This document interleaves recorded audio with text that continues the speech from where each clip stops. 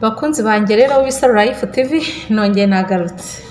Bakunzi banjye rero nkuko marambe babwira abo tumenyeranye nkora mbabwira yuko ngomba kubategurira ibintu byiza bituma ubuzima bugenda neza, tukamenya utuntu n'utundi ku bintu bituma amagara yacu amera neza. Uyu munsi rero nabateguriye ikindi kintu cy'akataraboneka bita ginseng. Akamaro kayo ku bagabo ndetse no ku bagore, ku buzima muri rusange, uko igomba gukoreshwa n'ikigero igomba gufatwamo n'uburyo ki yakoreshwamo. Bakunzi banjye rero uwaba yisanze hano bwa mbere ndamusaba gukora subscribe, agakora share ndetse agakora na like, agashyira na comment uko abyumva kugira ngo dukomeze twisangirire utuntu n'utundi ahangaha amagara akomeze kugenda ari mazima ku bakunzi banjye b'Isaro Life TV. Twagiye. Akamaro ka ginseng rero ku buzima bw'umuntu ni kanini cyane.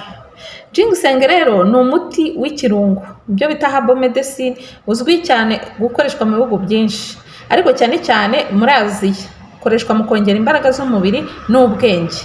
Murumva rero haba hari ibintu byinshi biba biri aha tubona, cyangwa se ukaba utanabizi, utarabigizeho ubumenyi kubera ko nyine utahuye nabyo ngo ubimenye, cyangwa se ugere no ku Isaro Life TV ukubitane nabyo ubimenye. Aha rero nabazana icyo bita ginseng. Ginseng ku buzima bw'umuntu muri rusange ifite nk'ibintu 8 imariye ubuzima muri rusange. Icya mbere ni ukongera imbaraga z'umubiri, ifasha kurwanya umunaniro no kongera imbaraga zo gukora imirimo ya buri munsi. Murumva ko rero ifite akamaro mu buzima bwa buri munsi bw'umuntu. Icya kabiri, guteza imbere imikorere y'ubwonko, yongera ubushobozi bwo kwibuka, gutekereza ndetse no kwitwararika neza. Murumva ko rero ginseng ifite uruhare runini cyane mu buzima bwacu umuntu aramutse yayikoresheje mu buryo bwa nyabwo. Icya gatatu, kongera ubudahangarwa bw'umubiri, ifasha umubiri mu kurwanya indwara no gukomeza ubwirinzi bwazo.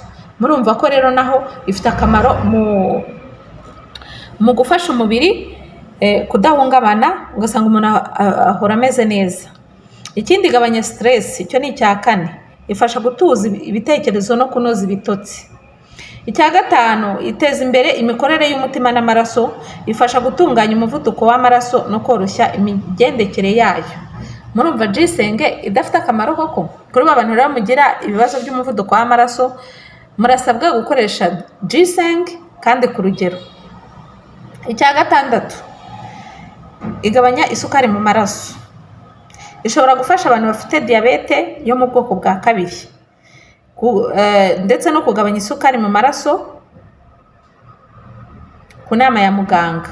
Icyo gihe ushobora no kwegera muganga akaba yakugira inama. Ikindi, cya karindwi, yongera ubushobozi bw'imibonano mpuzabitsina, ifasha kongera libido ku bagabo n'abagore. Icya munani, irinda umubiri kwangirika, aribyo bita antioxidant, irinda uturemangingo kwangirika no gusaza vuba. Murumva idafite akamaro kanini cyane se ginseng? Bakunzi banjye rwose murumva yuko hano haba hari utuntu n'utundi. Ku bantu muri kureba iyi video, ese ginseng ujye uyikoresha? Waba se ugiye gutangira kuyikoresha? Reka dukomeze twumva ibyiza bya ginseng ndetse n'uburyo ki dushobora kuyikoresha ku rugero rukwiriye ikaba yabasha kutugirira akamaro, ndetse n'ibibi byayo umuntu ashaka kwirinda. Ni ukuvuga ngo rero hano kuyikoresha cyane ku cyitonderwa bivugwa yuko ishobora gutera nko kubura ibitotsi cyangwa umutwe cyangwa se umuvuduko w'amaraso. Abatwite n'abonsa n'abafite imiti ihoraho bagomba kubanza kugisha inama muganga. Murumva ko rero abashakashatsi nta kintu batadukoreye, nta kintu batatubwiye kereka ushaka kwinanirwa. Ni ukuvuga ngo rero hano ugomba kwanza ukamenya utese nteye gute, ubuzima bwanjye buhagaze gute, mbere yuko mbasha gufata kino kintu kikaba cyangirira akamaro. Ni muri urwo rwego rero hano haba hariho inama tubagira kugira ngo udapfa kubikora gutyo wihuse, ahubwo ugomba kwanza ukagira amakenga ukanabitekerezaho kugira ngo ufate umwanzuro kugira ngo ubashe gukoresha cya kintu. Hano rero nabarebeye icyo abashakashatsi babivuzeho, haba ku bagabo no ku bagore. Reka turebe icyo babivuzeho ku bagabo, akamaro ka ginseng ku bagabo n'ingaruka zayo. Harimo ibintu nka 2 cyangwa se bagera kuri 3. Akamaro ka ginseng ku bagabo, yongera imbaraga n'imibonano mpuzabitsina,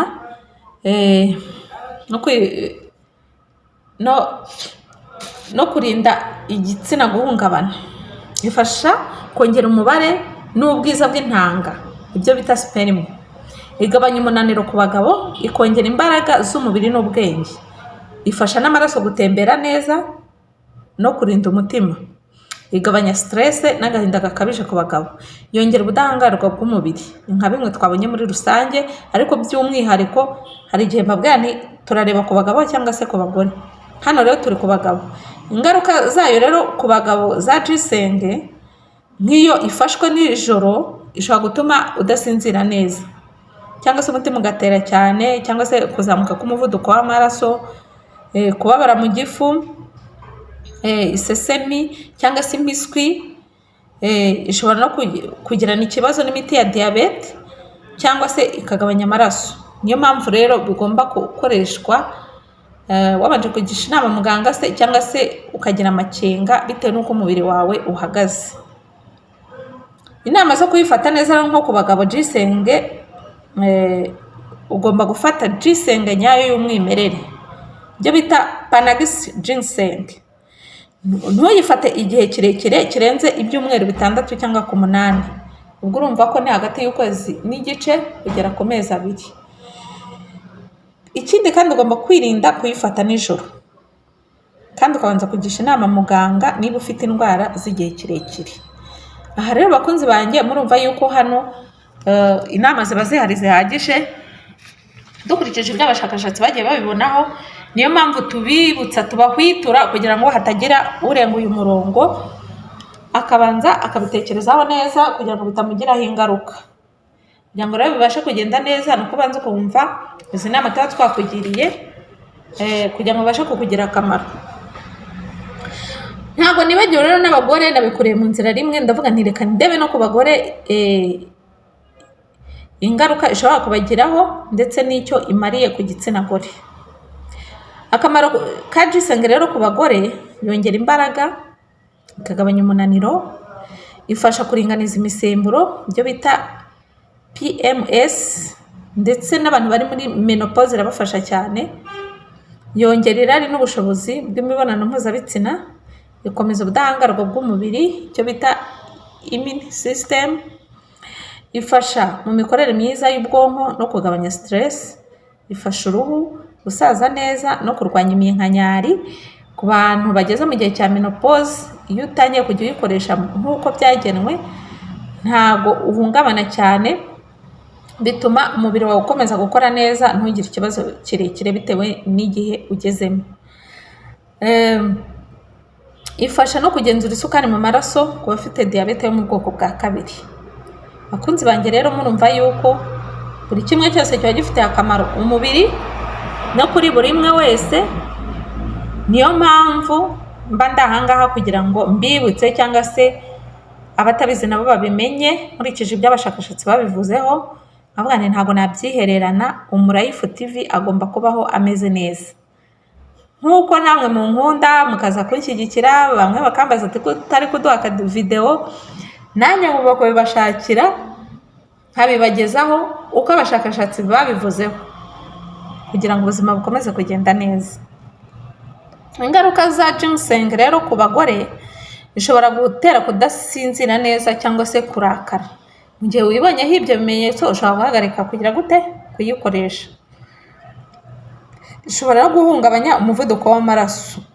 Ni ukuvuga ngo buriya ikintu cyose cyinjiye mu mubiri, ushobora kugira reaction kuri icyo kintu, ukaba wabasha kumenya ati iki kintu ntabwo duhuje cyangwa se turahuje.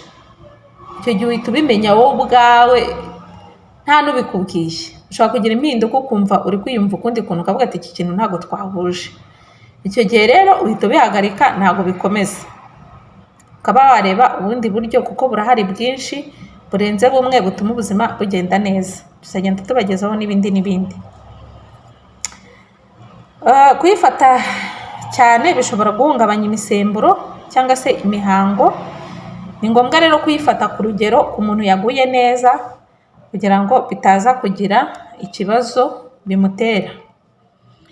Ikindi twavugaho, ntibyemewe ku bagore batwite cyangwa se abonsa. Kuri ibi bintu tugenda tuvuga nubwo biba biri natirere, hari uburyo bikoreshwamo, ari nayo mpamvu haba hari attention ku bantu runaka. Ni ukuvuga rero ku mugore utwite cyangwa se uwonsa ntabwo yemerewe gukoresha ginseng. Ishobora nanone kandi kugirana n'ikibazo n'imiti imwe n'imwe ku bantu bahora bafata imiti. Mu gihe uyifashe rero ukumva ikugizeho ikibazo, uba ugomba guhita ubihagarika kugira ngo bitaza kukugiraho ingaruka ndende. Inama zo kuyifata neza rero ku bagore, ni ukuvuga ngo ugomba kuyifata nka mu gitondo cyangwa se ku manywa, bana nimugoroba, kuko nimugoroba n'ubundi ibuza ibitotsi, kandi nturenze igipimo cyagenwe. Ukoresha igipimo cyagenwe, biba bihari. Hari amakomprime ya ginseng, hari no kuyikoresha iri natirere. Mu kinyarwanda ni ya yindi bita ngo ni mukuru, babikura mu misozi, mu mashyamba, niho ibyo bintu bigenda bimera. Ariko no kuvuga ngo nk'abantu bo muri Aziya, mu bindi bihugu, mu Buhinde, ni ukuvuga ngo bo kubera bo babimenye kera, wenda navuga ko babimenye kera, banabikoresha cyane kurusha twebwe, babiha agaciro cyane, uba usanga babikoresha ku bwinshi. Ikindi kandi, ushobora no gufata ikiruhuko nyuma y'igihe runaka wafashe ginseng ukaruhuka, kandi ukagomba no kugisha inama muganga mu gihe ufite indwara zihoraho, akaba yakurebera kugira ngo ginseng itaza kuguhungabanya. Bakunzi banjye rero simbatindira mu kibuga, nikeneye nabateguriye kuri iyi nshuro. Kumva bimunejeje yakora sheya, agasharinga abandi nabo bakabyumva ibyiza bya ginseng, agakora sheya, bagashyiraho like, agashyiraho komenti. Ushaka no kutubwira ikindi kintu ukeneye ko twazagukorera, haba inbox, nimero ziba ziriho hano kuri channel, ushobora guhamagara, cyangwa se wifuza no kudutera inkunga cyangwa se kutwungura ubumenyi, byose ushaka kubitubwira unyuze ahangaha kuri iyi channel yacu. Bakunzi banjye rero, nahansoreje kandi ndabakunda cyane, naho ubutaha, bye.